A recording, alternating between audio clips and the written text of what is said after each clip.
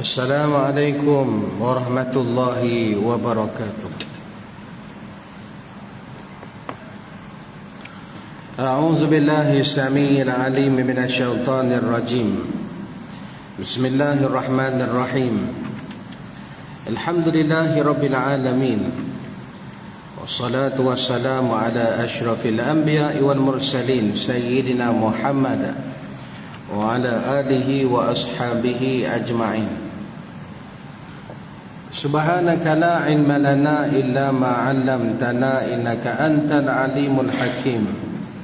Qala rabbi shrah li sadri wa yassir li amri wahlul 'uqdatam min lisani yafqahu qawli.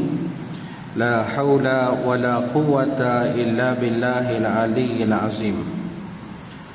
Wa qala Allah subhanahu wa ta'ala fil Qur'anil Karim. A'udzu billahi minasy syaithanir rajim. Yarfa'illahu alladhina amanu minkum walladhina utul ilma darajat. Wa qala an-nabiy sallallahu alaihi wasallam fi hadisihi man salaka tariqan yatlubu bihi ilman sahalallahu lahu tariqan ila al-jannah. Sadaqallahu al-azim wa sadaqa rasuluh. Nawayna ta'alluma wa ta'lim وتذكر والتذكير والنفع والانتفاع والإفادة والاستفادة والحث على التمسك بكتاب الله وسنة رسوله صلى الله عليه وسلم والدعاء إلى الهدى والدلالة على الخير ابتغاء وجه الله ومرضاته وقربه وثوابه. اللهم إنا نسألك فهم النبيين وحفظ المرسلين وإلهام الملائكة المقربين برحمتك يا أرحم الراحمين. اللهم افتح علينا حكمتك وانشر علينا من خزائن رحمتك يا أرحم الراحمين. آمين آمين آمين يا رب العالمين. أما بعد.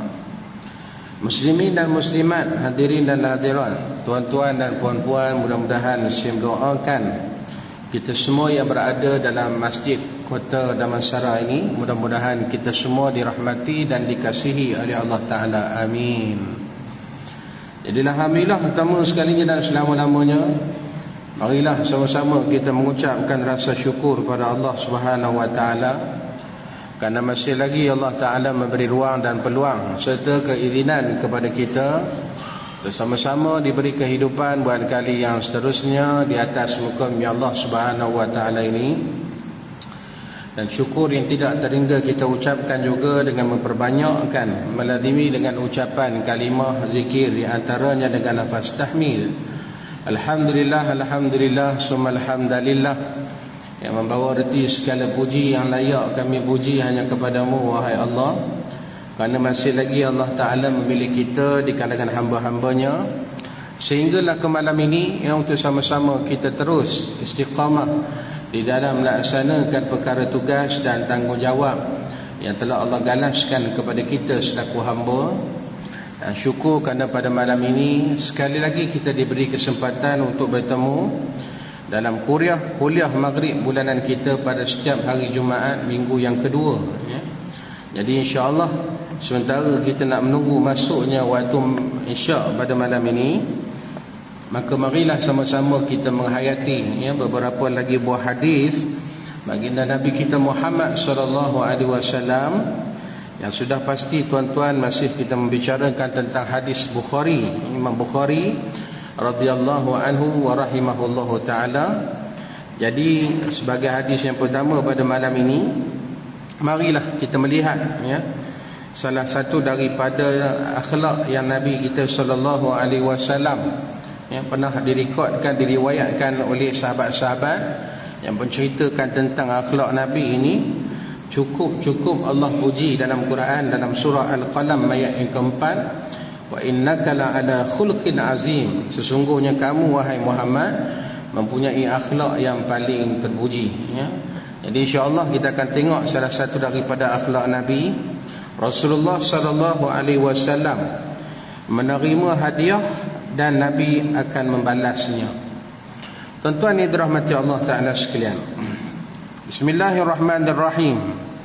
An Aisyah radhiyallahu anha qalat, kana Rasulullah sallallahu alaihi wasallam yaqbalu al-hadiyata wa yusibu 'alayha, atau kama qala sallallahu alaihi wasallam.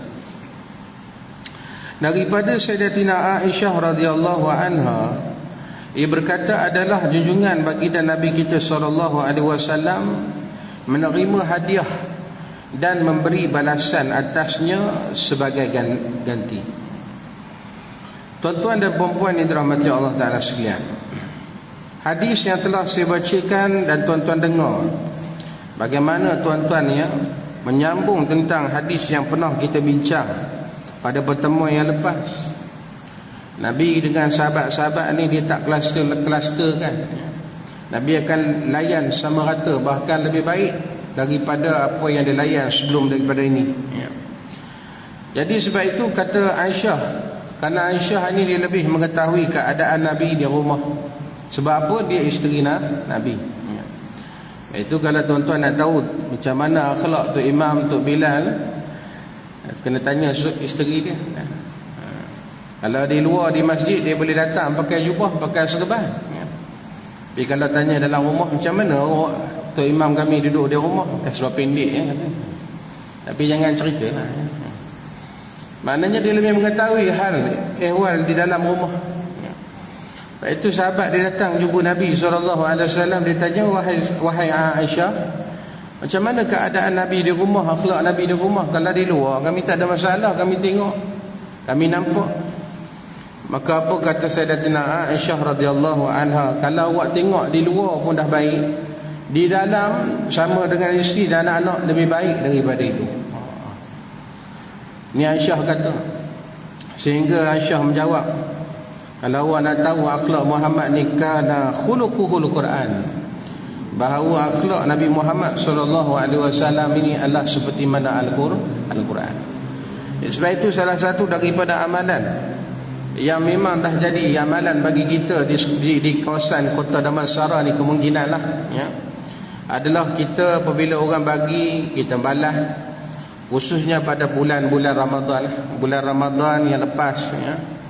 Jadi kita selalu tuan-tuan ya, bahasa kita keluar tukar makanan bagi kat jiran ni, dan jiran tu balas balik. Rupanya ini salah satu daripada amalan Nabi kita Muhammad sallallahu alaihi wasallam. Bukan sekadar Nabi terima, tapi Nabi juga balas balik. Maknanya itu adalah amalan sunnah. Tapi kalau di kota Damansara tak pastilah buat tak buat. Kalau di kampung masih lagi ya.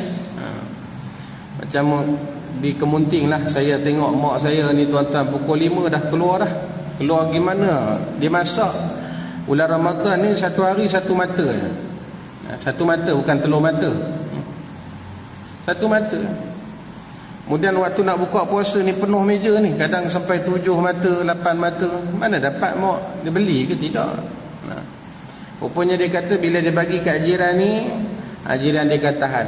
Jap. Apa lagi? Jap, kami nak bagi sikit. Kan? Maknanya dia saling tukar makanan. Alhamdulillah. Tapi ada juga jiran yang dia tak faham bahasa pun ada.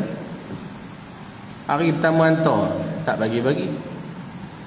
Hari kedua tak bagi, sampai hari ketujuh tak bagi-bagi. Kita kira hari 8 tu kira nak pergi rumah dia, bukan nak bagi apa pun ya. Dia kata hari ni nak bagi apa pula suruh? Tak ada, saya bukan nak bagi apa, semua nak kutip pinggan dah 7 biji dah kat rumah ni ya. ya. Ada jenis dapat jiran, jenis tak faham bahasa, nasib tuan-tuan ya. Sebab itu Nabi kita SAW menyebut al-jar qabla dar. Sebelum kita nak berjiran ini, maka kita kena tahu siapa jiran kita dulu, supaya kita nak jiran kita yang boleh tarik sama-sama kita masuk dalam syurga. Amin ya. Cari dulu jiran yang baik-baik ya. Jiran yang dalam keadaan tuan-tuan ya, yang jahat ni, sebab kita takut antara fitnah yang Nabi SAW pernah sebut. Fitnah bagi seseorang hamba itu adalah salah satu daripada dia adalah jiran kita. Nauzubillah. Itu kalau boleh tuan-tuan tahu dulu jiran kita siapa. Yang muda-muda ni kalau nak beli rumah, tanya dulu kiri kanan ni siapa jiran kita ya. Kalau kita pun lepas pencen pun ada orang baru nak beli rumah pun ada juga, tanya dulu siapa jiran kita. Yang belah kanan ni kerja apa? Saya imam. Okey lah tu, sebelah imam. Yang belah kiri Bilal. Yang belakang siap. Yang depan penggali kubur. Kan lengkap empat-empat tu. Selesai. Kalau mati tak payah fikir pening-pening lah. Memang empat-empat function belaka ya. Bilal mayat ada, imam mayat, gali kubur, semua ada. Jadi maknanya tuan-tuan, dalam bab ini rupanya Nabi kita pernah ya, melakukan salah satu daripada amalan yang pernah kita buat. Walaupun sebelum ni kita tak tahu, tapi bila kita dah tahu ini niat kita nak ikut sunnah Nabi SAW, mudah-mudahan kita duk sambut maulid Nabi ya. Suari nampak macam dah meriah tu. Saya ingat kuliah saya kat situ seronok juga kan. Rupanya kat sini juga ya. Di belakang stage nampak ya. Jadi maknanya tuan-tuan yang dirahmati Allah, kita duk sambut maulid Nabi, maulidur Rasul ni. Mudah-mudahan walaupun kita tak pernah berjumpa dengan Nabi SAW, tapi kita mengharapkan satu hari nanti Nabi boleh kenal kita dan mengaku kita adalah umat Nabi, dan seterusnya mendapat syafaat daripada baginda Nabi Muhammad SAW. Amin. Amin ya rabbal alamin. Hadis yang kedua pada malam ini, Rasulullah SAW menghadiahkan, menghibahkan unta yang baru dibelinya. Tuan-tuan yang dirahmati Allah Ta'ala sekalian, diceritakan oleh seorang sahabat yang bernama Abdullah bin Umar. Bismillahirrahmanirrahim. An ibni Umar radhiyallahu anhuma qala kunna ma'an nabiy sallallahu alaihi wasallam fi safar wa kuntu ala bakrin صعب فقال النبي صلى الله عليه وسلم لعمر رضي الله عنه بعنيه فبتاعه فقال النبي صلى الله عليه وسلم هو لك يا عبد الله رضي الله عنه أو كما قال صلى الله عليه وسلم. Daripada Sayyidina Ibnu Umar radhiyallahu anhuma, ia berkata, adalah kami bersama junjungan Nabi SAW di dalam satu perjalanan, dan adalah aku menunggang seekor unta jantan yang payah berjalan, susah digunakan untuk kenderaan, dan unta adalah kepunyaan Sayyidina Umar radhiyallahu anhu. Kemudian bersabda junjungan Nabi SAW kepada Umar, jualkan dia kepada aku. Lalu ia memberinya. Hadis yang telah disahihkan oleh Imam Al-Bukhari radhiyallahu anhu wa rahimahullahu ta'ala. Tuan-tuan yang dirahmati Allah Ta'ala sekalian, hadis yang saya bacakan tuan-tuan dan tuan-tuan dengar pada malam ini yang kedua, kisah yang sendiri diceritakan oleh sahabat yang bernama Abdullah bin Umar. Siapa dia? Yang ni anak kepada Sayyidina Umar Al-Khattab radhiyallahu anhu. Dia ceritalah, kami ni pernah satu hari bersafir dengan Nabi, keluar Nabi sekitar Madinah. Cuma masalahnya, kata Abdullah bin Umar, saya ni tak ada kenderaan, saya tak ada tunggangan. Lalu bila dia nak jalan juga dengan Nabi, kata Umar bapak dia, awak pergi kandang sana ada seekor unta lagi, awak gunalah unta tu untuk ikut sama dengan kami. Jadi Umar ni tuan-tuan dia banyak unta ya. Jadi awak kena ingat, unta ni bukan unta awak tau, unta pinjam. Daddy juga, daddy is daddy, tapi unta is unta ya. Jadi awak kena bawa macam mana kenderaan orang lain lah. Tuan-tuan, Satu hari bila kata Abdullah bin Umar ni, dia bawa unta ni. Dia bawa unta jantan, cuma sifat dia tuan-tuan tak boleh nak dikawal, ya. Pada peringkat awal ni tak ada masalah. Maka dia ikut cakap Sayyidina Abdullah ni, ya. Bila ditarik handbrake dia berhenti. Jadi maknanya dia ikut tuan-tuan apa yang Abdullah bawa, mengikut apa yang Abdullah suruh. Tapi bila sampai di pertengahan perjalanan, unta yang ditunggang oleh Abdullah bin Umar itu luar kawalan. Yang ni biasalah. Kalau siapa yang biasa naik kuda, naik unta, ya, dia ada kala dia boleh dengar kita punya arahan, isyarat tu dia faham. Tuan-tuan tanyalah siapa yang suka mengembala kambing, ya.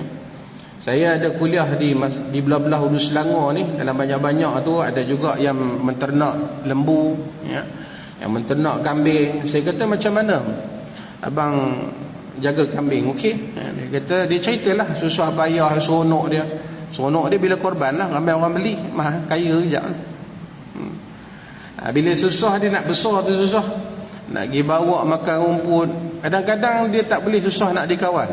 Dalam 40 ekor tu kata Nabi, ada 2-3 ekor yang memang sifatnya al-wahsyu, dia liar, dia tak dengar cakap, ya. Cakap macam mana tuan-tuan jangan tanya saya lah, tanya orang yang bela kambing tu, dia pandai tau, ya. Dia pandai bahasa kambing tu, bok tak tahu lah macam mana, ya.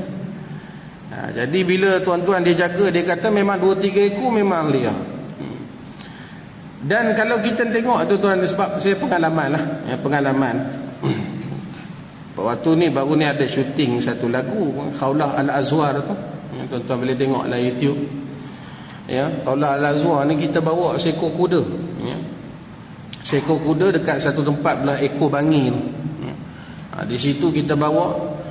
Lebih kurang pukul 9 sampai pukul 11 tu, kira dia dengar cakap kuda ni. Main naik pukul 11 tu, dia macam agresif sikit. Dia tak dengar cakap orang yang handle dia tu, ya. Jadi saya tanya kawan saya, sebab apa dia jadi macam ni? 2 jam okey, ya. Dia kata binatang ni Allah Ta'ala tak hijab mata dia, ya. Dia boleh tengok apa yang ada. Mungkin sebab dia nampak benda tu, dia tak boleh dia duduk, dia diam tu, ya. Jadi dia luar tingkatkan, kawalan dah tak boleh nak kawal. Sebab itu dalam perjalanan itu kata Nabi SAW, Nabi berjalan, Umar dia tengok Abdullah ni potong Nabi. Dia kata apa? Dia kata, Abdullah jangan membelakangi Nabi SAW, apa-apa Nabi dulu. Umar dia bukan sengaja tuan-tuan, bukan sengaja dipacu bagi laju, tidak. Tapi sebab dia bila dah tengok unta tu agresif, dia tak berhenti, lagi laju dia. Sehingga menyebabkan Umar Al-Khattab menganggapkan bahawa anak dia Abdullah ini dia agak macam kurang adab, ya. Maknanya tidak ada adab. Itu yang dia marah tu. Sampai berulang kali berlaku macam itu. Akhirnya Nabi kita Muhammad SAW dia tahu bukan sebab kerana Abdullah yang nak laju, ya. Jadi untuk mengelakkan tuan-tuan daripada Abdullah ini dimarahi, maka apa kata Nabi SAW kepada Umar? Bi'nihi, wahai Umar, awak juallah unta ni kat saya. Awak juallah unta ni kat saya. Maka Umar pun bila dia kata, dengar Nabi nak minta supaya dijual, fabta'ahu, maka berlakulah transaksi di antara beli dan jual dan beli di antara Nabi dan juga Sayyidina Umar Al-Khattab radhiyallahu anhu. Maka bila Nabi dah menjadi unta tu tuan-tuan, dia tukar warna, dia pergi cop JPJ sebagai contoh lah, ya. Kalau kita macam tu lah zaman sekarang tuan-tuan, ya, beli atas mulut, beli hand by hand ni risau juga kalau tak ada hitam putih. Sekarang semua kena ada hitam putih, kan. Jual rumah, jual kereta, jual motor, semua kena ada hitam putih. Apa-apa kita kena ni tamperin dulu biar selesai. Kita jual pun tak ada masalah, yang membeli pun tak ada masalah. Ada orang jual sambung bayar, atau fikir-fikir sendirilah, ya. Dalam banyak-banyak kes ada juga yang kata bila beli sambung bayar ni risau takut jadi kebalangan ke speed trap semua nama kita tu. Jadi maknanya tuan-tuan ni, kalau dulu hanya kepercayaan dengan sebab kerana akad tersebut sudah mendapat ijab dan kabulnya, maka bila dah berubah hak daripada Umar Al-Khattab kepada Muhammad bin Abdullah, Maka waktu itu apa kata Nabi SAW kepada Abdullah, wahai Abdullah, huwalaka laka ya Abdullah, sekarang ni unta ni saya bagi kat awak. Jadi bila dah diberi kepada Abdullah bin Umar ni, kalau dia tak boleh nak kawan unta dia tu pun dah tak jadi isu. Umar tak boleh marah. Apa sebab awak nak marah? Itu bukan unta awak dah, unta sekarang unta aku, kan? Jadi maknanya tak boleh nak marah. Macam kita lah, selagi mana kita bagi pinjam kereta kat kawan kita, kat sahabat, kat saudara mara kita, maka selagi tuan-tuan tak tukar nama, itulah milik kita. Kita boleh bagi nasihat pada dia. Awak ingat, kalau nampak bonggol awak jangan laju sangat. Kalau tak puasan tu cerita lain, Kalau awak nampak bonggol jangan sengaja awak laju-laju, sebab tu kereta aku. Beritahu, nasihat kat dia. Tapi kalau kereta orang tiba-tiba kita nasihat, awak jangan ingat bawa suka-suka saja. Padahal tu kereta orang lain. Kita duk pandai kata macam kita tak boleh, sebab bukan hak milik kita. Tapi bila dah putus hubungan, maknanya hak itu sudah bertukar kepada hak orang lain, maka maknanya sudah kita tidak memiliki satu benda pun pada benda tersebut. Maknanya di sini, hadis ini, tuan-tuan tengoklah akhlak Nabi SAW.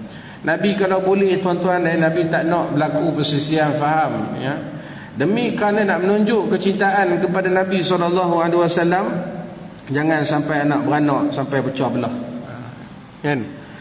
Ada orang tuan-tuan ni dia rajin keluar berdakwah, alhamdulillah dakwah ni bagus, tapi tengok anak beranak juga di rumah ni, kadang keluar berpuluh-puluh hari sampai tak ambil tahu langsung pasal anak-anak isteri kat rumah, kan? Sampai tak makan. Dia pergi keluar dakwah tak apalah. Bila kita dakwah sekarang ni, pendakwah sekarang tak macam pendakwah dulu. Ustaz-ustaz sekarang tak macam ustaz-ustaz dulu. Ustaz-ustaz sekarang habis kuliah makan. Macam sini memang tak ada makan, tapi makan sendirilah. Makan juga, kan? Kalau pergi ceramah, pergi maulid Nabi, berhijrah Rasul, makan tu sampai tak larat. Dulu tak macam kita sekarang ni, dilayan kita macam VVIP lah, seronok jadi ustaz. Itu yang ustaz susah nak turun badan tu. Ustaz cuba diet sikit ustaz. Yalah sekejap boleh lah, dekat rumah boleh diet, tapi mari kat masjid nak tolak ke dalam je lah. Tolak ke dalam, itu lah boleh pun, kan? Jadi tuan-tuan yang dirahmati Allah Ta'ala sekalian, Nabi kalau boleh tak nak tuan-tuan dengar, sebab kerana tunjuk cinta dia kepada Nabi ni sampai anak beranak sampai tak terurus. Nabi tak bagi macam ni. Itu kita nasihatkan tuan-tuan. Ada orang yang boleh dengar, alhamdulillah, tapi ada orang yang tak boleh dengar. Dia keluar makan sedap-sedap, tuan-tuan, makan sama-sama dengan kawan-kawan sedap-sedap, tapi anak kebulo sampai minta beras kat jiran. Ada tak macam ni? Adalah, saya sebut dia adalah. Panggil suami dia, ni kenapa biarkan isteri dengan anak duduk kat rumah tanpa kamu jaga kebajikan ni? Ustaz, ulat dalam batu pun boleh hidup. Masalahnya isteri kamu bukan ulat. Kalau dia spesies ulat tak ada masalah, sebab dia spesies manusia. Nak macam kita, nak makan itu, nak makan ini, itu isteri manusia normal. Kita pun macam tu lah. Sebab itu kalau nak teruskan, nak buat berusaha-usaha yang pernah dibuat oleh Rasulullah, nak tunjuk rasa cinta kamu kepada Nabi, yang esok kita akan selawat, yang esok kita akan qasidah, yang esok kita akan dengar cerita kisah sirah Nabi. Semua tu bukan sekadar kita dengar, tapi kalau boleh jadikan dia sebagai pedoman dalam diri kita, barulah tuan-tuan kita rasa diri kita ni insya-Allah Nabi balas dengan syafaat. Mudah-mudahan amin ya rabbal alamin. Itu tuan-tuan, nak tunjuk rasa cinta kita pada Nabi, ahlan wa sahlan, yang tu dituntut dalam agama. Tapi dalam masa yang sama, pastikan keluarga kita di rumah juga, mereka juga dapat menjalankan tanggungjawab mereka sebagai seorang isteri, seorang anak dan keluarga, yang keseluruhannya tuan-tuan boleh menunjukkan cinta mereka kepada Allah dan cinta kepada Rasul sallallahu alaihi wasallam. Itu yang kedua, kita boleh ambil hadis, pengajaran daripada hadis ini. Apa dia? Nabi kita tuan-tuan ya, anytime dia boleh beli satu-satu benda dengan sebab nak menunjukkan bahawa kita kena rajin usaha untuk jadi seorang yang hartawan, ya. Jangan kita malas duduk di rumah tidur mengharapkan orang datang tuan-tuan di bawah tilam kita. Ada orang macam tu. Dia harapkan rezeki dan datang orang bagi simpati dan sebagainya. Jangan, ya. Sebab itu dalam hadis yang lepas Nabi kita pernah bertegur kepada Sayyidina Hakim bin Hizam radhiyallahu anhu. Hakim bin Hizam ni siapa? Dia ni anak saudara kepada Khadijah radhiyallahu anha. Jadi sebab Nabi dah kahwin dengan Khadijah, automatik bahawa Hakim ini adalah anak saudara kepada Rasulullah sallallahu alaihi wasallam. Hakim bin Hizam ni bila dia tengok tuan-tuan ni nampak saudara yang baik yang tak bercara banyak kalau minta, Muhammad bin Abdullah. Dia datang jumpa Nabi, dia minta, Nabi bagi. Dia datang jumpa Nabi, dia minta, Nabi bagi. Berkali-kali dia minta, Nabi tak pernah pun tuan-tuan tak bagi. Tapi cuma Nabi tegurlah satu hari dia bila nampak banyak kali minta ni. Nabi kata, wahai Hakim, fa innal mal, sesungguhnya harta ni memang manis, wahai Hakim. Ya, seronok dapat Hakim ni, dapat harta ni. Ya. Ada harta semua kita boleh buat, kan? Nak pergi sana, nak pergi sini, semua boleh. Nak beli itu, nak beli ni, naik barang naik tak terkesan. Sebab apa? Dia ada harta. Tapi kalau tak ada harta kan susah. Tapi Nabi kata kepada Hakim, ingat Hakim, faman akhazahu bisakhawatin, ya. Siapa-siapa yang mencari harta tersebut bisakhawah, dengan tenaga, ya, yang Allah Ta'ala beri pada dia, dia usaha dengan tulang belulang dia, tak malas, ngerti kata tak malas, burika lahu fi. Nabi tolong doa pada golongan yang ringan tulang ini. Apa sebab? Nabi doa dengan mudah-mudahan rezeki yang dia cari itu Allah Ta'ala berkati. Nampak? Nabi doa. Jadi kita doalah mudah-mudahan rezeki yang kita cari pun Allah berkati. Amin.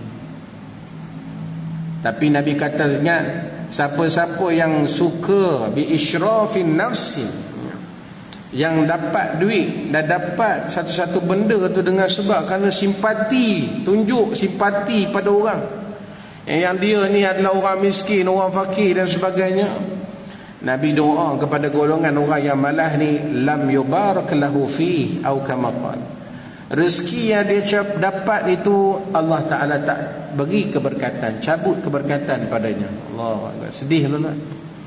Itu orang yang dalam keadaan susah, yang suka simpati ni, kalau boleh keluarlah daripada kepompong kemiskinan dan fakir itu, ya. Sebab kita yang rasa seronok, yang tak perlu bekerja, macam mana kita start tuan-tuan lepas subuh bekerja, nak pastikan 7.20, 7.30, 8, 8.30 masuk ofis tu, pergi gelap, balik gelap, sampai kita mau gelap lah je. Nak cerita rajin bekerja ni, tapi dia tak mau semua tu. Dia nak tiap-tiap bulan Lembaga Zakat Selangor datang bagi sumbangan kat dia. Dia nak macam tu. Jadi ingatlah, dalam rezeki yang macam itu, kata Nabi SAW, dia doa kepada golongan ini, lam yubarak lahu fi, rezeki yang dia dapat itu Allah Ta'ala tak berkati. Sebab itu sahabat bila dengar berkat ni tuan-tuan, dia tanya pada Nabi, bagaimana Rasulullah kami nak tahu rezeki kami ni berkat ataupun tidak? Maka Nabi kata, ingat, kalau nak tahu rezeki itu tak berkat, wa kana alladhi ya'kul wa la yashba atau kama qala, awak nak tahu rezeki awak tu Allah cabut keberkatan pada dia, makan tak pernah rasa kenyang, minum tak pernah rasa hilang dahaga, ada tak pernah rasa cukup, itulah rezeki Allah dah cabut keberkatan. Cek sendiri lah, balik cek, ya. Tapi tak bolehlah kita kias makan kat masjid, makan kat masjid memang tak kenyang, seorang sebungkus kenyang apa. Memang peruntukan macam tu je kan. Ni kalau makan kat rumah, pas makan, tak kenyang-kenyang, sampai tidur pun ngunyah ngak. Berhenti kunyak tu, tidur lah tu. Ada kawan saya dulu di Mesir dulu. Ada seorang, tak ceritalah nama dia sebab live ni kan. Dia kalau dalam nak tidur tuan-tuan, dia kena makan ni apa, shipshi. Kalau orang yang belajar Mesir tahulah shipshi ni kentang lah, macam kita potato chip yang ada apa, gambar misai bergulung kan. Abang tak biasa beli kerupuk tu yang misal Mr. Potato kan. Dia akan makan sip-sip tu. Sebelum dia tidur ni tuan-tuan, tengah pukul 1, pukul 2, berhenti tu, tidur dah tu. Bangun-bangun subuh, bangun-bangun nak semayang tu, biasa orang baca doa lepas bangun tidur kan. Alhamdulillahilladzi ahyana kan. Tapi dia baca alhamdulillahilladzi at'amana, makna lepas makan. Ada juga orang macam tu kan. Berhenti makan tu, tidur lah tu. Jadi tuan-tuan kena cek balik lah. Kalau rezeki kita makan tak pernah rasa tuan-tuan kenyang, minum tak pernah rasa hilang dahaga, ada tak pernah rasa cukup, cek balik lah. Mungkin rezeki kita tu Allah cabut keberkatan. Apa sebab? Sebab kerana kita suka dapat rezeki yang bukan hasil usaha kita. Baik itu last sekali Nabi kata kepada Hakim bin Hizam, yadun ulya khairum minal yadis sufla. Tangan di atas ini adalah lebih baik daripada tangan di bawah. Berarti simboliknya kepada kita, tangan yang memberi itu adalah lebih baik daripada tangan menerima. Kan biasa kalau orang bagi tangan atas kan, yang menerima tangan bawah. Tapi kalau siapa yang bagi bawah, something wrong somewhere. Kena check balik. Ya. Jadi sebab itu tuan-tuan yang dirahmati Allah, Nabi kita tuan-tuan dia dah tunjuk akhlak.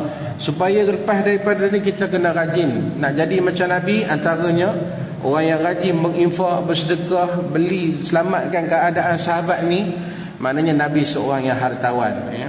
Jadi kita doalah, bukan setakat kita ni tuan-tuan nak jadi hartawan, kita doakan juga supaya Allah Subhanahu Wa Taala menjadikan kita seorang yang dermawan. Amin ya rabbal alamin. Hadis yang ketiga yang membicarakan tentang jangan mengambil balik sesuatu yang telah disedekahkan ya. Jangan mengambil balik sesuatu yang telah disedekahkan. Tuan-tuan yang dirahmati Allah Ta'ala sekalian, Bismillahirrahmanirrahim.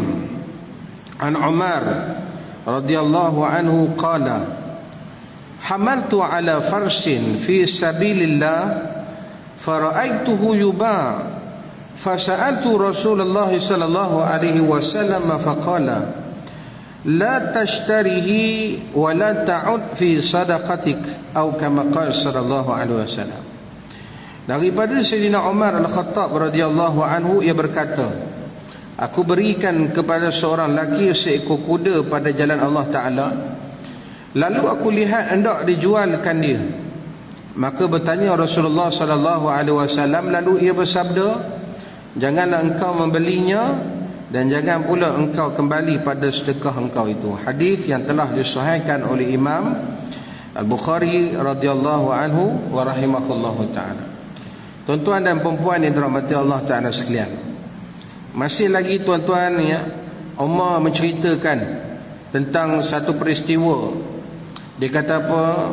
Wahai Rasulullah ya, satu hari saya berikan seekor kuda kepada seorang pemuda yang saya tengok pada dia suka berperang.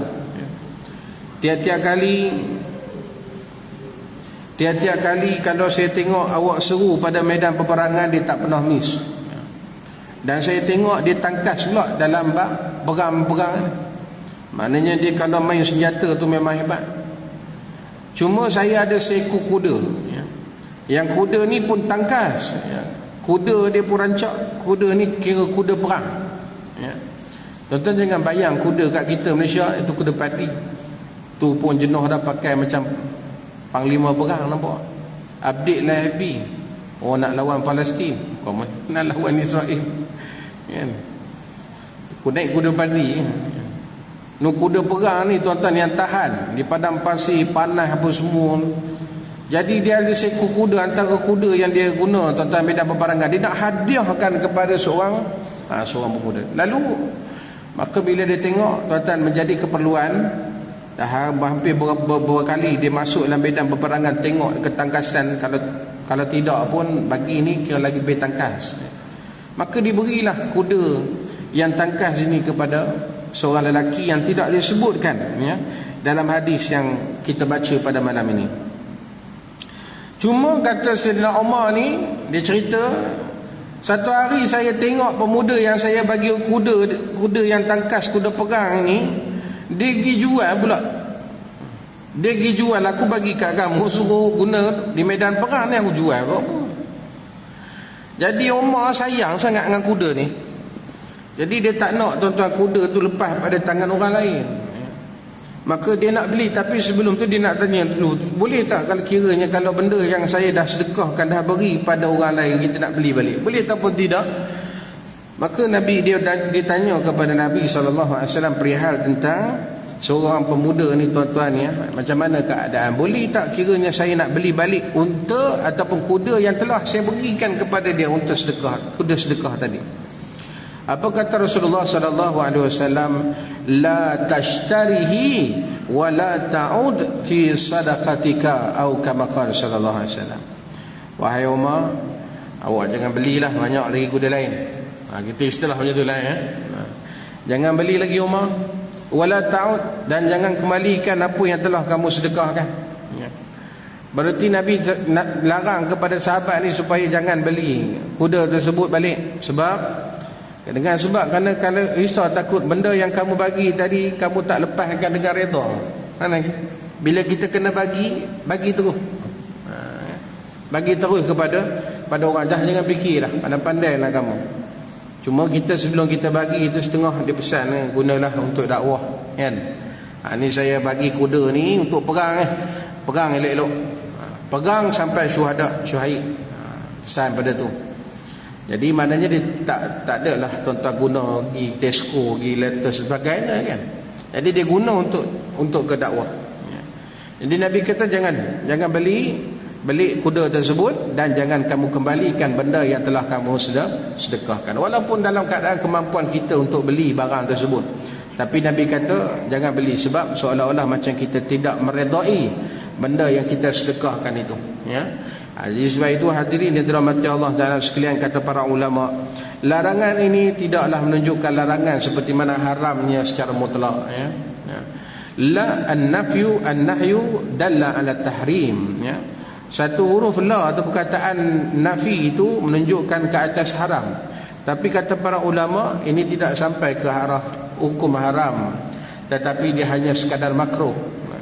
Maka kalau dengan sebab kerana kita risau tuan-tuan, kalau benda mustahak perang, kuda perang ini diguna pakai dibeli orang Yahudi, orang-orang yang Israel laknatullah alaihim ajma'in ini, mereka mengambil kesempatan untuk beli apa yang canggih yang ada pada Islam, maka waktu tersebut dibenarkan untuk kita membeli tersebut dengan arti kata tidak memberi kepada orang-orang kafir Yahudi Nasrani untuk bermaharajalela, mereka menindas umat-umat Islam.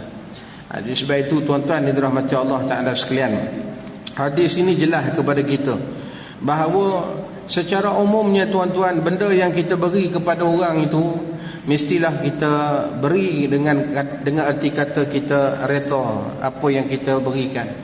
Kalau baik, harap benda tersebut jadi amal jariah buat kita. Amin.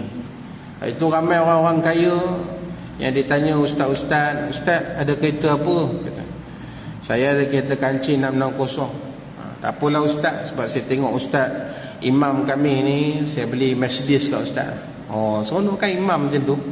Seronok jadi imam. Ramai pula tanding jadi imam tu. Sebab bukan apa tuan-tuan, imam pun nak kena pakai kereta sedap-sedap juga ya. Sebab subuh lah, kadang-kadang subuh lewat, tambah pagi Jumaat kan. Pagi Jumaat. Jadi kalau dia bangun lewat, kalau naik 660 tu pun jenuh nak kena tolak baru jalan. Kan makmum dah tunggu lama mana tu imam. Ada setengah masjid memang dia sedia imam, rumah sebelah dengan masjid, alhamdulillah tak ada masalah. Tapi ada jenis masjid yang biar imam, carilah kamu rumah mana-mana pun. Itu yang kadang-kadang imam lambat, marah pula tu imam. Gaji pula tak naik-naik kan. Jadi maknanya tuan-tuan, paling tidak kalau dia bagi imam, maka paling tidak pun datang masjid ke surau dapat juga pahala. Jadi tuan-tuan masuk dalam insya-Allah kita berhenti sekejap, kita akan sambung sikit lagi selepas ini. Wallahu a'lam.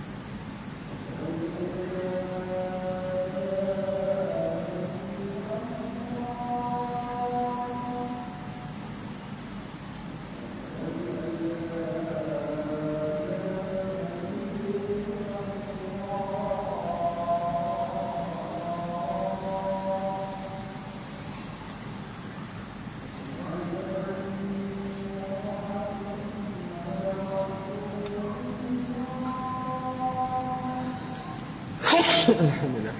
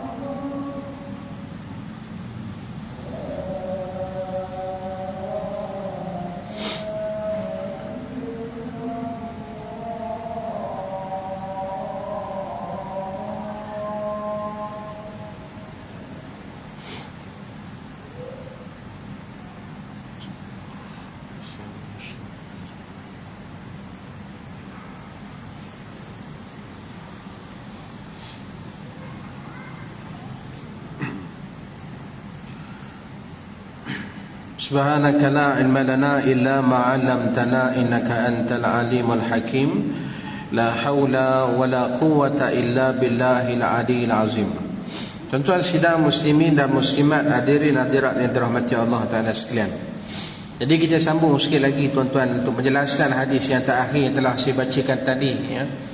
Bagaimana sebelum kita berhenti tadi ada kita menyebut tentang, ya, bagaimana Nabi SAW berpesan kepada sahabat, benda yang kita dah bagi pada orang tu jangan kita beli, walaupun dalam keadaan kita mampu. Sebab kenapa? Sebab kata Nabi seolah-olah macam sedekah yang kita bagi itu kita tak redha terhadap apa yang kita serahkan barang itu kepada dia. Itu perkara yang kedua. Tuan-tuan tengoklah bagaimana mulianya tuan-tuan akhlak Nabi kita Muhammad SAW, ya. Walaupun Nabi kita SAW seorang yang orang yang mampu untuk melakukan segala-galanya, tetapi Nabi tetap menjawab jawapan ini dengan hikmah, ya, dengan toleransi. Apa yang diminta berkenaan dengan persoalan itu Nabi jawab bil hikmah, ya. Dengan arti kata Nabi tidak menyalahkan kepada para sahabat, tetapi Nabi kata sungguhnya bahawa benda yang kita sedekah tu benda yang kita patut lepaskan dengan redha, ya. Jangan kita kembalikan. Sebab kita bila dalam buat perkara begitu, seolah-olah amalan kita tu tak kembang menjadi amal jariah. Jadi kita harapkan tuan-tuan benda yang kita beri sedekah wakaf selama ini, mudah-mudahan Allah Subhanahu Wa Taala jadikan sebagai amalan jariah. Amin. Kerana apa? Bila mana matinya anak Adam ini, maka akan ikut seorang jenazah tu 3 perkara. Pertamanya adalah ahli keluarga, yang keduanya adalah harta benda, dan yang ketiganya adalah amalan. Fayarja'u isnani wa yabqa wahid. 2 daripada 3 tadi akan pulang, 1 saja yang akan menjadi sahabat peneman kita di sana. Ahli keluarga akan balik, ya. Mereka pun takkan tanam sekali dengan kita lah, kan. Mati isteri, sedih suami, tapi sedih tak lama, 2 minggu macam tu lah kahwin balik, kan. Anak-anak pun macam tu jugalah, ya. Anak-anak pun macam tu lah. Walaupun sayang mak, sayang ayah, tapi tak benar lagi lah dengan kes anak sanggup tanam sekali mak ayah. Tadi tengah hari tadi kita dah sebut dah tuan-tuan, jenayah membunuh diri sendiri ini dosa hukum ni, kan. Sebab jangan kita buat kerja Allah. Allah yang menghidup dan mematikan. Jangan kita ambil mudah untuk telan racun dan sebagainya, na'udzubillah. Jadi yang keduanya harta benda yang kita cari selama hidup ni, yang kita sayang nak bagi sedekah apa semua tu. Dan harta benda pun bila matinya Adam, maka akan difaraidkan oleh ahli-ahli keluarga kita. matinya seorang ayah, tinggal mak anak, jadi akan dibahagikan mengikut kadar-kadar faraid yang telah ditetapkan oleh Allah dalam Al-Quran dan juga sunnah Nabi SAW. Dan begitu juga Nabi kata dalam banyak-banyak 3 tadi, satu yang akan menjadi peneman kita, itulah amalan kita. Banyak amalan baik kita di dunia, insya-Allah amalan itulah yang akan menjadi peneman kita di alam kubur nanti, ya. Sebab itu Ustaz selalu sebut dah, antara menjadi sahabat kita esok di alam kubur, Al-Quran. Antara yang akan menjadi terang kubur kita, anggota wuduk kita. Semua ni tuan-tuan Ustaz cerita ni, walaupun benda yang belum lagi Ustaz lalui, ya. Kalau Ustaz lalui bahaya juga tu, bukan Ustaz dah tu, saka nampak hidup balik, jin. Ada Ustaz cerita tu berdasarkan hadis, berdasarkan ayat Al-Quran, wajib kita beriman. Sebab kita Allah bagi seorang Rasul yang boleh menceritakan luar daripada kehidupan kita di dunia ni. Antaranya kita kena beriman kepada soal jawab esok dalam kubur. Apa soalan yang akan dijawab, apa yang dia akan ditanya oleh malaikat, semua soalan bocor dah. Tapi masalah boleh jawab ataupun tidak, tu kena tanya iman kita lah. Itu soalan yang kita rasa ingat pun dah hafal dah jawapan dia. Siapa Tuhan kamu? Kita boleh jawab, Tuhan kami adalah Allah. Siapa Nabi kamu? Tuhan Nabi kami adalah Nabi Muhammad. Memang dah boleh jawab. Tapi esok bila malaikat tanya, agak-agak boleh jawab macam kita jawab SPM. Belum tentu lagi. Mudah-mudahan kita dapat jawab lah. Seperti mana yang disebut dalam hadis Bukhari yang akan datang, saya akan ceritakan bagaimana watak tuan-tuan apabila matinya seorang anak Adam, datang 2 orang malaikat yang akan tanya soal jawab ini. Tuan-tuan, 2 golongan yang akan timbul pada ketika itu. Pertama, orang-orang mukmin, dan orang yang kedua adalah orang-orang munafik. Mereka akan menjawab seperti mana apa yang mereka tunjuk kehidupan mereka di dunia. Kalau di dunia mereka boleh menunjukkan kepercayaan, ya, keimanan seperti mana yang kita belajar dalam rukun iman, maka mereka mudah dipermudahkan oleh Allah Subhanahu wa taala menjawab soal daripada mungkar dan nakir. Mudah-mudahan kita dipermudahkan, amin. Tapi atas dunia maka hipokrit, hanya Islam semata-mata tapi tak nak amal cara Islam, maka Allah Taala akan zahirkan di alam kubur nanti macam mana kamu di dunia hipokrit, esok di akhirat pun di alam kubur pun kamu tak boleh nak jawab seperti mana yang telah kamu tunjuk kehidupan kamu di dunia. Na'udzubillah.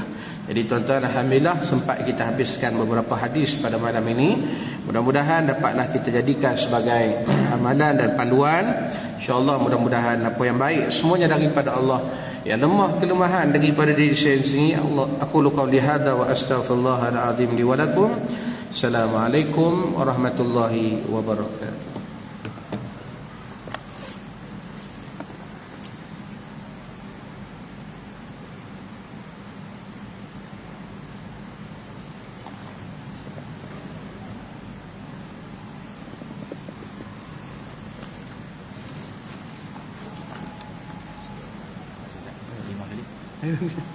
Hello.